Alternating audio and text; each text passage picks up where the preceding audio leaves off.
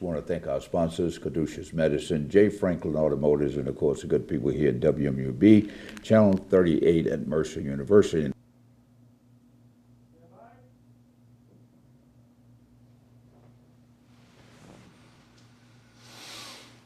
Hello everybody, Ron Wildman here, filling in for Jack Ellis on Middle Georgia Spotlight.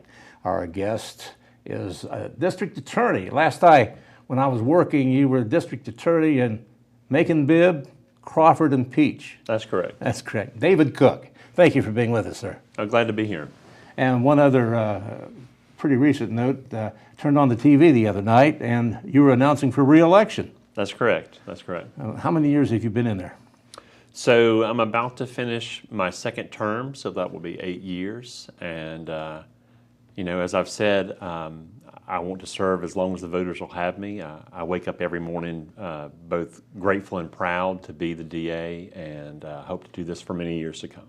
You know, a lot of folks know what our council people do, or our commissioners or the mayors.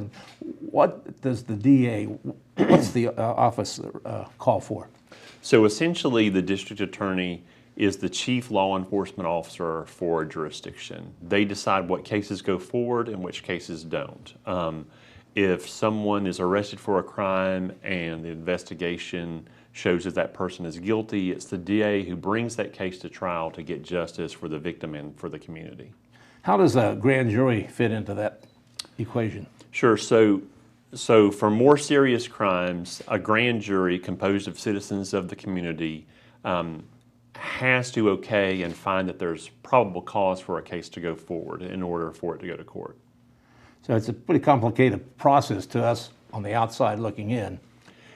Generally speaking, once an arrest has been made and there's the investigation that points toward that someone may have committed a crime, the grand jury is simply that process where a group of citizens look it over and give it a clean bill of health and say whether or not it should keep going. Can you throw out, quote, crimes before they go to a trial, or a grand jury? Sure. We're always looking at a case to make sure we got it right. And if looking at it, it doesn't appear like that person is guilty, or if we just have our own doubts, like we know this person probably did it, but we're just not convinced in our own minds beyond a reasonable doubt that they did it, we can dismiss it then. Integrity has to be a big word in your department. That's the only way the job works. The only way the job works is if the DA and his staff is committed to doing the right thing. How far back do you go in this business? Wow, over 20 years. I graduated law school in 1996, and I became a prosecutor a year later in 1997. And so I've now been doing this for 22 years, been the elected DA almost 8. You've been a prosecutor all your career? Almost all of it. I spent some time in general practice and in criminal defense because I had done some clerkships in that area in criminal defense. And I became a prosecutor honestly thinking that I would gain trial experience and go back to doing criminal defense. I always wanted to make sure that common people got a fair shake and, that the man wasn't sticking it to folks. But I found that the best way to do that, or at least for me, was to become the man, to kind of screen things on the front end.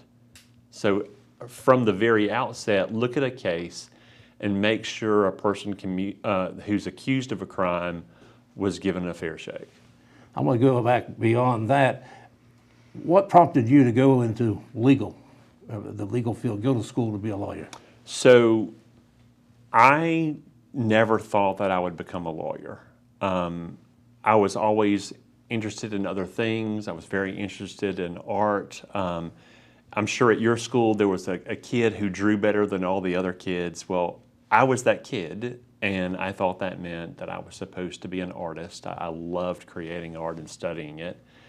And so that's what I went to University of Georgia to do. And my entire childhood, my mom would say to me, "You're supposed to be a lawyer."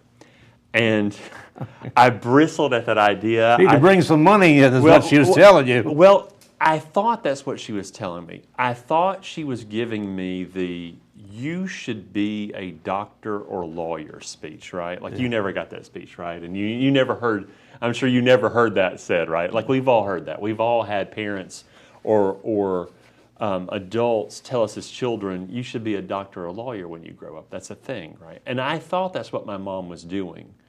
I didn't realize at the time she was saying, look, I'm around lawyers all day and you are one, right? I recognize that in you. And it really didn't come home to me until one day I was in the student lounge at the University of Georgia, and there was a talk show on, and I don't remember the topic, but it was about a particular legal issue. And I just got so engrossed in that show that at one point, without even thinking, I jumped to my feet and I yelled at the television, but that's clearly unconstitutional. Yes, and so I was just so embarrassed. I knew the moment I looked around, I would see everyone staring at me or just like, who is this guy? But I'd become so engrossed in the show that I didn't realize that everyone else had left and gone on to something else, and I was the only one in the room watching that TV show. And in that very moment, I realized that my mom was right, that she had seen that thing in me that cared about justice, that cared about the right thing, that, you know, that cared about, you know, the good side winning. And she knew that's who I was without me knowing it. And I just remember it crystallizing in that very moment, you know, David, you're supposed to be a lawyer. Where did you grow up? I grew up in Carrollton, Georgia. Oh, I like Carrollton. Oh, thank you. It was a nice place to grow up. Oh, it would be. I'd think it would be. Oh, very much, very much.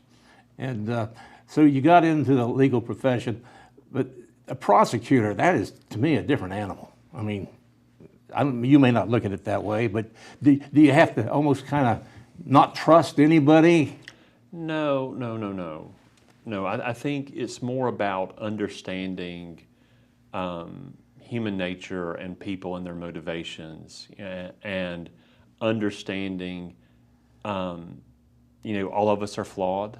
All of us make mistakes. I think the biggest part about being a prosecutor, and particularly in being the elected, is drawing a distinction between the folks that we're scared of and the folks that we're just mad at.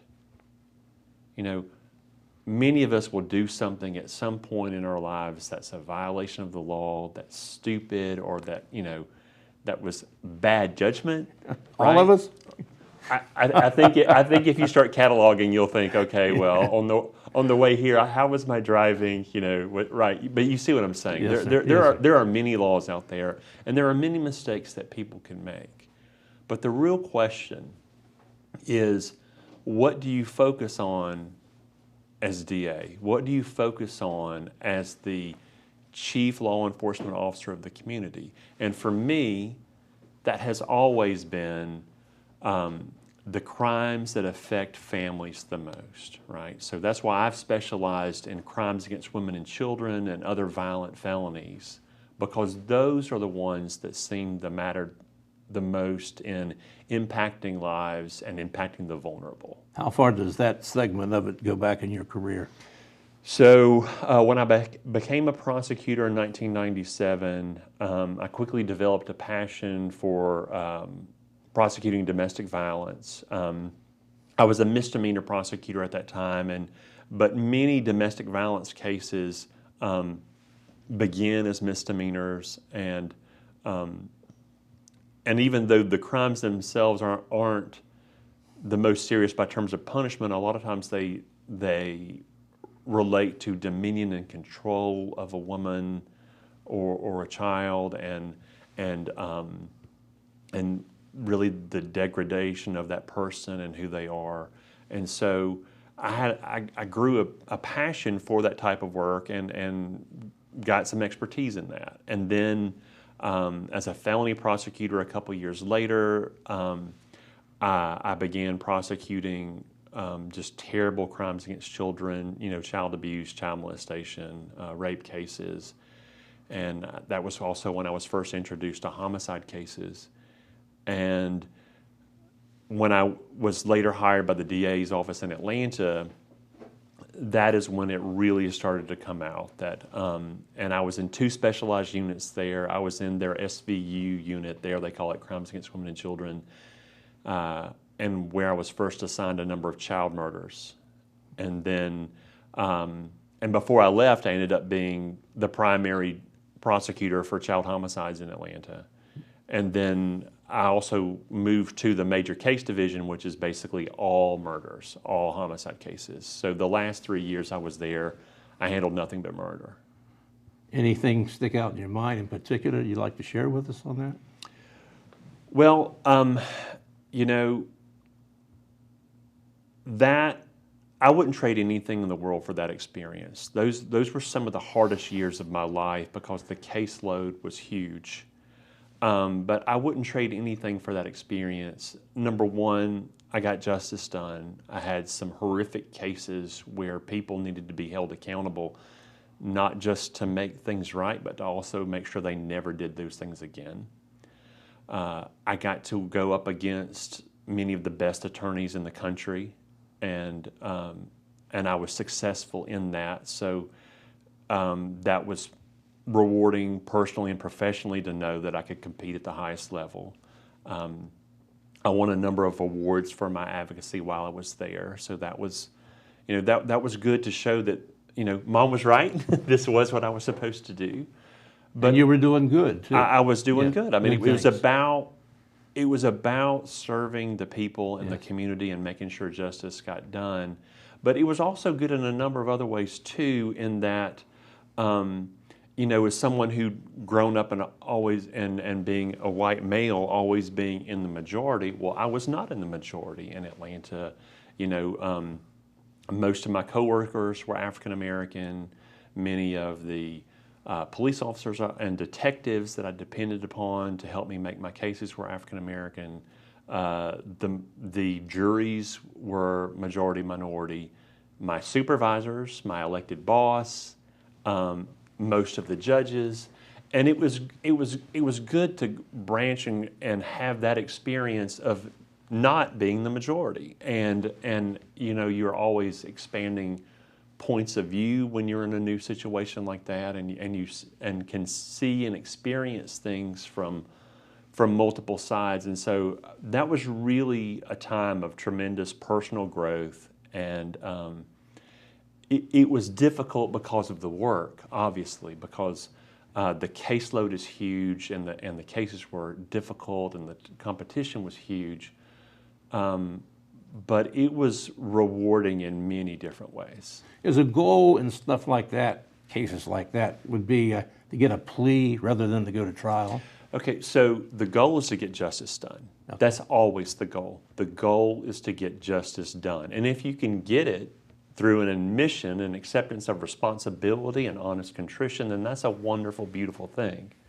And our system is designed to where you're going to get that type of thing in 90-something% of cases, because the defense attorney looks at the case and they can evaluate it the same way you can, and they go, okay, well, this is what your proof is, this is what people normally get, you know, if they plead guilty, this is what people normally get after a trial if they're found guilty.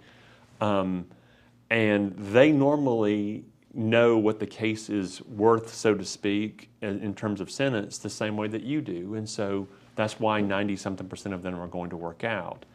Now, with serious child molestation cases and a number of murder cases, a less high percentage, a fewer of those work out, because a lot of times people don't want to accept responsibility. They don't want to admit that they did something terrible that would cause them to be shunned. And then also they're hoping against hope that they won't be held accountable because they may not ever get out. And they might win the case. They might win the case. Yeah. They might. And that's another thing too, is that you can't be in this job and afraid to lose. You have to, now don't misunderstand me, I'm not saying you should plan on losing, I'm not saying that you should have a defeatist attitude, but you know, Nick Saban's not afraid to go to anyone's football field and play them. He's not afraid to risk losing. You know, all of the greatest coaches are not afraid to lose. They're not afraid to go against the best competition.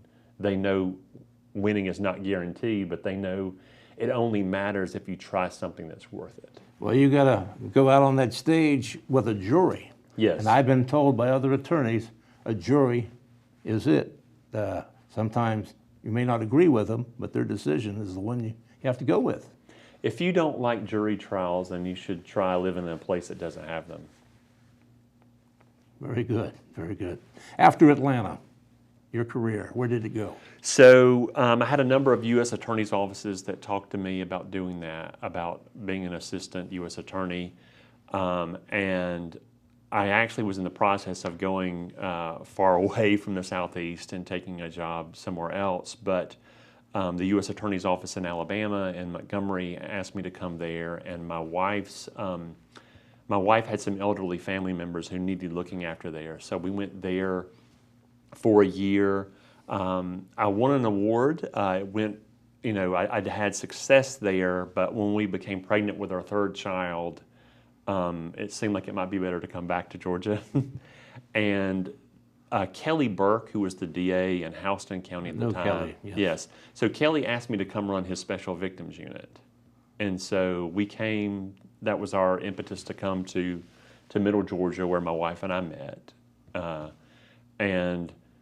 We came here at the beginning of 2007, so we returned then, and we've been back ever since. Then how long did it take to seek your first elective position? So I first ran in 2010. I had been on the short list to be the U.S. Attorney here when Michael Moore was appointed. Yes. And many of the folks involved in that appointment process had asked me to return to the federal system and work in that office. But when I saw that that Howard Sims was resigning to run for judge, my dream had been to be DA in Macon for many years. And I know that seems incongruent, but when I was in Atlanta and I won some pretty high-profile cases, people had said to me, hey, you have the chance to do basically whatever you want. What do you want to do? And I said I wanted to be DA, and they all assumed I meant in my hometown of Carrollton. And I said, no, I'd actually like to be in DA. I'd like to be DA in Macon, where my wife grew up, her hometown, and where we met. We'd like to go back there someday. But I had no idea how to make that work. We didn't live in Macon, but it just seemed like it would be a good fit. We had wanted to come back where she was raised and where we met. Well, I need to know now how you guys met and why in Macon. Okay, so Macon's her hometown. She had graduated college from Samford University in Birmingham, and she'd come back home to where she grew up here and was working on another degree and living at home. And I had come here to study law at Mercer University after I'd finished at University of Georgia for my undergrad. And I visited her home church. So I visited First Baptist Church of Christ, where she sang in the choir and sometimes performed on her clarinet. And so one day when she performed on her clarinet, I came down and I introduced myself to her. That was December 4th, 1994. We had our first date 5 days later on December 9th, and we've been dating ever since. So you're a Mercer Law School grad. I'm a Mercer Law School grad. That explains everything. Yes, You're yes. a Maconite. Yes. All Well, right. I'm a Maconite by choice. Some people are Maconites by birth. I'm a Maconite by choice. But we met and fell in love and got married in Macon. And we always, and even though we left for other jobs and for school, for her to go to grad school, we always wanted to find our way back somehow. So when I said, when people ask me, what do you want to do? And I said I wanted to be DA, but I wanted to be DA in Macon. It said I wanted us to return to where we met and where my wife grew up. Macon's a great place. I agree with that. It's the place that we chose among all others to raise our kids. Well, I came down from Ohio in General Sherman's hometown where I Okay. grew up. Okay. So you can imagine how I was a little leery about how I would be accepted over the years. But they're trying to rehabilitate Sherman now. So, Ah. your first campaign, tell me about that one. So, first campaign, I'd never run for office before, and it was a four-way race, and it was a special election that was held in November. There were 3 Democrats and 1 Republican on the ballot. I made the runoff against the lone Republican. He won that race. Of course, 2010 was the year of the Tea Party, Oh, and yes. that was not a year for a Democrat to win. But a number of people, because I'd only been back a couple years at the time, I'd only been back 3 years, and even though a lot of people knew my wife's family and I had many friends here, I was a relative unknown. Runoff was a good showing, believe me. You know, I was proud to make that, you know, but many people encouraged me to run again in 2012, and so I did everything I could to do that the best way possible. You know, so many supporters, particularly, you know, victim advocates who knew about my work and helping women and children, they did everything they could to get behind me, and we were ultimately victorious. And then I was unopposed in 2016. And then, you know, people have asked, you know, what do I want to do next? There's always this assumption if you do well in a political job, you know, in elective office, that you have your eyes on doing something else. But this is really my dream job. This is the job I wanted for years. And now that I have it, I find out that it's everything that I wanted, and that I have a passion for it. I can't imagine anything more important in government than what you're doing. Well, thank you. You know, that's how I see that. I see it as many ways and as operating as the conscience of the community, but doing everything I can to make sure that we do right by people. These are tough times when it comes to crime, especially here in Bibb County. What is our situation as you look at it? I see things very positively. I know that we've had some challenges, but we're headed in the right direction. You know, there's always a best practice on how to do things, and I was consulting with some people before I took office, and one of them was some of the top gang experts around, and they told me, you're going to find that about half of your violent crime is not just gang related, it's gang motivated. And that turned out to be the case. And so we established some gang prosecution and investigation practices that are considered the best way to do these things. And we increased our gang prosecutions dramatically. And we had a large number of successful gang murder convictions. And that had a good effect on our community. But at the same time, a lot of times gang membership and gang activity is not just a problem, it's symptoms of larger problems and challenges that a community faces. And I knew that the only way to fix things wasn't just in locking the right folks up. And what I mean is not just locking up people who kill others and who shoot others and who threaten the stability of our community. We have to do that, of course. But I mean that we need to address the root causes to a lot of that gang membership and create less people to lock up. And so that's why we began our school justice partnership last year. It was actually several years in the making, but it was first implemented last year, where we have an MOU with the school system, with the Bibb County school system and other agency partners, that when a child commits a minor offense at school, instead of automatically being arrested and prosecuted in juvenile court for that offense, they are screened for services. The officer and the people involved see, well, first of all, they see, is this just a minor thing? Is this just a minor thing? Again, drawing the distinction between the kids that, you know, the folks that we're scared of and the kids that we're just mad at, right? So drawing that distinction. Is this something where we just need to wag a finger at them and warn them? Or is this something where we need to screen them for services, or is this something else? So again, we're dealing with minor offenses, okay? And what we found is, and what the data shows, is that when a program like this is implemented, that the graduation rate of that school skyrockets and the juvenile crime rate plummets.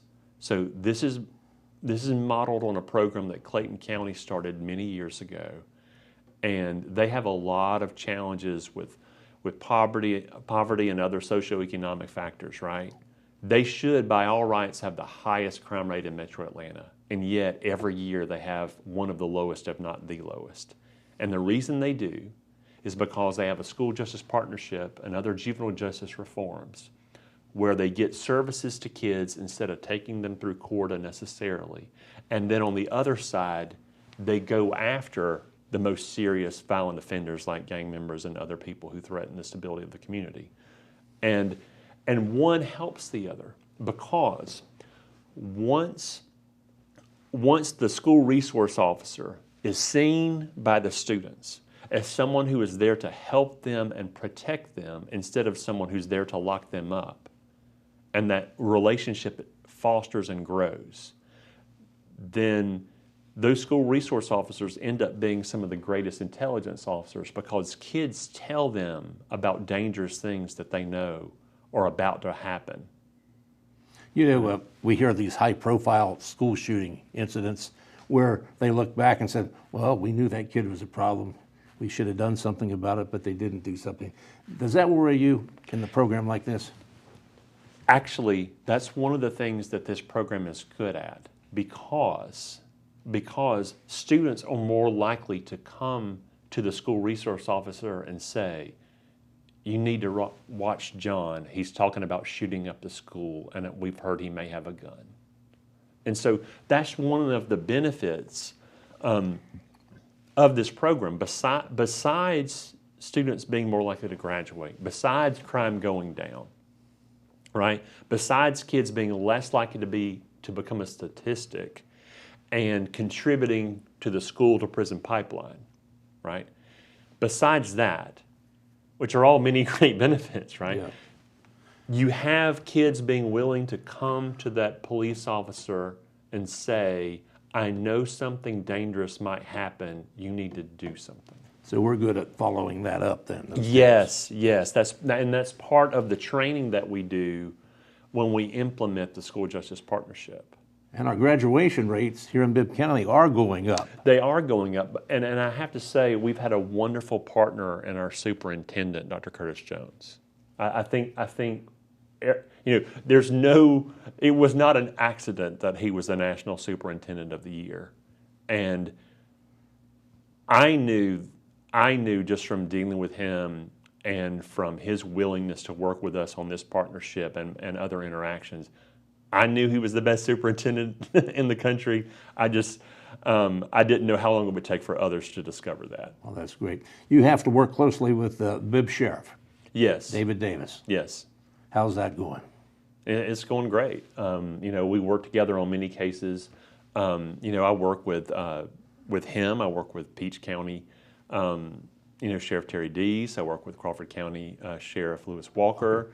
We work with a number of different agencies, Wesley Cannon and Byron PD, Chief Spurgeon, in Fort Valley. We have a number of agency partners that we work with, and we would not be able to have the success we have in prosecuting cases if we didn't have these great working relationships with our sheriffs and police chiefs.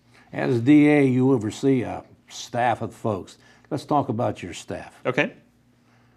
Well, I have 23 lawyers. We have... That's a big payroll, isn't it? Yes. Well, they're worth it. They're worth it. And then we have about 56 employees total right now. My goodness, I had no idea. Yes. And how would you rate them? Oh, they're excellent. That's one thing I did when I took over, is that a lot of times there was this idea that once you hired somebody, they were going to be there forever. And a lot of times they operated from the assumption that they were going to be there forever. I'm of the opinion that, a person has to earn their keep every day. To use another football analogy, there's camp every summer. There's a question of who's going to make the team and who's not going to make the team. And one of the things I had to do is set expectations that if you're going to work in my administration, you're going to have to perform. You have to try cases. You have to work hard and move your cases.